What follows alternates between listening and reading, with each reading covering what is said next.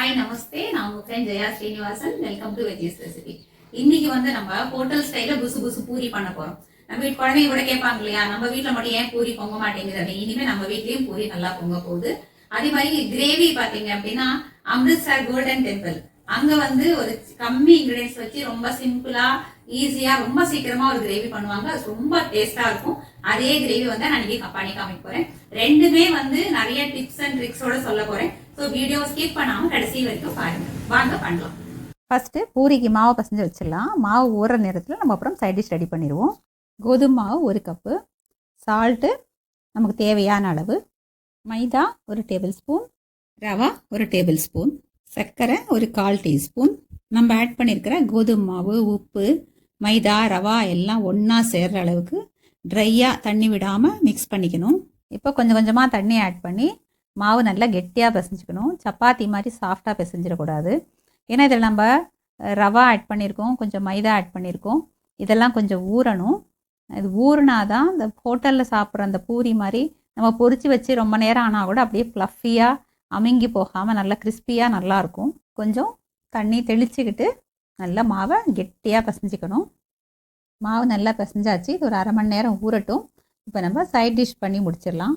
ஒரு குக்கரில் 1 table spoon oil add பண்ணிக்கோங்க. எண்ணெய் சூடானதுக்கப்புறம் 1 டீஸ்பூன் ஜீரகம் சேர்த்துருங்க. ஜீரகம் கொஞ்சம் பொரிஞ்சதுக்கப்புறம் ஒரு 1/4 டீஸ்பூன் பெருங்காயத்தை ஆட் பண்ணிவிடுங்க. ஜீரகமும் பொரியட்டும். 2 மீடியம் சைஸ் வெங்காயத்தை பொடியாக கட் பண்ணி ஆட் பண்ணிவிடுங்க. இஞ்சி பூண்டு பேஸ்ட்டு 1 டேபிள் ஸ்பூன் ஆட் பண்ணுங்கள்.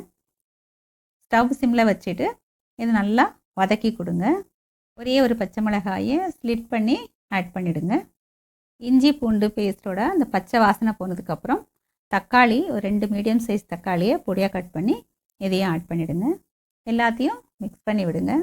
சால்ட்டு தேவையான அளவு, மஞ்சள்தூள் ஒரு 1/4 டீஸ்பூன், கொஞ்சம் மிக்ஸ் பண்ணி கொடுத்துருங்க. தக்காளி கொஞ்சம் சாஃப்டானா போதும். மல்லித்தூள் 1 டேபிள் ஸ்பூன் ஆட் பண்ணிவிடுங்க. மிளகாத்தூள் 1 டீஸ்பூன், ஜீரகத்தூள் 1/4 டீஸ்பூன், கரம் மசாலா ஒரு 1/4 டீஸ்பூன். எல்லா மசாலா பவுடர்ஸும் ஆட் பண்ணிட்டோம். நல்லா ஒரு தடவை மிக்ஸ் பண்ணிவிடுங்க. வேக வைக்காத உருளைக்கிழங்கு தோல் சீவி இது மாதிரி பெரிய பீசஸாக கட் பண்ணி வச்சுக்கோங்க. கலர் மாறாமல் இருக்கிறதுக்காக தண்ணியில் போட்டு வச்சுருந்தேன். இப்போ அதை போய் குக்கரில் ஆட் பண்ணிவிடுங்க. மீடியம் சைஸில் ஒரு 3 உருளைக்கிழங்கு நான் எடுத்துகிட்ருக்கேன். நல்லா ஒரு தடவை மிக்ஸ் பண்ணிவிட்டு ஒரு 200 ml தண்ணியை ஆட் பண்ணிவிடுங்க. ஒரு தடவை நல்லா மிக்ஸ் பண்ணிவிட்டு ஒரு கைப்பிடி அளவு கொத்தமல்லி நம்ம எடுத்து வச்சுருக்கோம். அதில் வந்து பாதியை ஆட் பண்ணிவிட்டு பாதியை வச்சுக்கோங்க. குக்கரை மூடி ஒரு 5 விசில் வர வைக்கணும். 5 விசில் வந்தாச்சு. இப்போ ப்ரெஷர் ரிலீஸ் ஆகிற வரைக்கும் வெயிட் பண்ணலாம். அதுக்குள்ளே நம்ம பூரியை பண்ணி முடிச்சிடலாம். பூரி பொரிக்கிறதுக்கு எண்ணெய் சூடாகிட்டுருக்கு. இந்த கோதுமை மாவு நல்லா ஊறிருக்கு. இப்போ நமக்கு வேணுங்கிற சைஸில் சின்ன சின்ன உருண்டைகளாக உருட்டி எடுத்துக்கலாம். பூரியை தேய்க்கும் போது கோதுமை மாவை தொட்டுக்காமல் லேசாக எண்ணெயை தொட்டுக்கிட்டு தேய்ச்சோம் அப்படின்னா நமக்கு எண்ணெய் வீணாக போகாமல் இருக்கும். கோதுமை மாவில் தொட்டு பூரி பண்ணி பொரிக்கும் போது அந்த மாவு ஃபுல்லாக எண்ணெயில் கலந்து எண்ணெய் ஃபுல்லாக கருப்பாயிடும். அது திரும்பி நமக்கு யூஸ் பண்ணவே முடியாது. ஹோட்டலில் பண்ணுற மாதிரி பெரிய சைஸ் பூரியாக பண்ணாமல் ஒரு மீடியம் சைஸோ இல்லை சின்ன சின்ன பூரியாவோ பண்ணிக்கோங்க. ஏன்னா ஹோட்டலில் வந்து பெரிய கடாய் வைக்கிறாங்க, நிறைய எண்ணெயை ஆட் பண்ணுறாங்க. அது தகுந்த ஹீட்டும் அங்கே இருக்குது. அதனால் நல்ல பெரிய பூரி அவங்களால பண்ண முடியுது. வீட்டில் அப்படிங்கும்போது நம்ம சின்ன கடாயில் செய்கிறதுனால குட்டி குட்டி பூரியாக நீங்கள் போட்டுக்கோங்க. அப்போ நல்லா பொங்கி வரும். எண்ணெய் நல்லா சூடாகிடுச்சு. பூரியை போட்டு பொரித்து எடுத்துடலாம். லேசாக கரண்டியால் அப்படின்னு மேலே அமுக்கி விட்டீங்க அப்படின்னா நல்லா பொங்கி வரும்.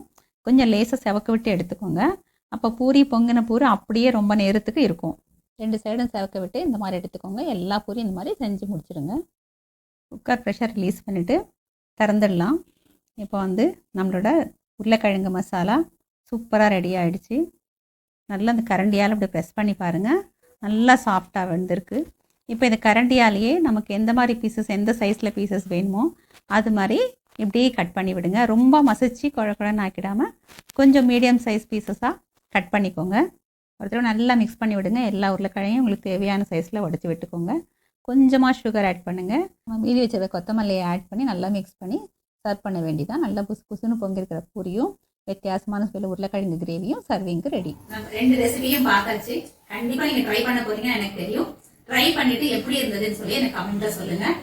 சேனலை சப்ஸ்கிரைப் பண்ணுங்க, எனக்கு மோட்டிவேஷனா இருக்கும். லைக் பண்ணுங்க, ஃபேமிலி அண்ட் ஃப்ரெண்ட்ஸோட ஷேர் பண்ணுங்க, பெல் ஐகானை கிளிக் பண்ணுங்க. டெய்லி நம்ம மீட் பண்ணி இப்படி பேசிட்டே இருக்கலாம். தேங்க்ஸ் ஃபார் வாட்சிங்.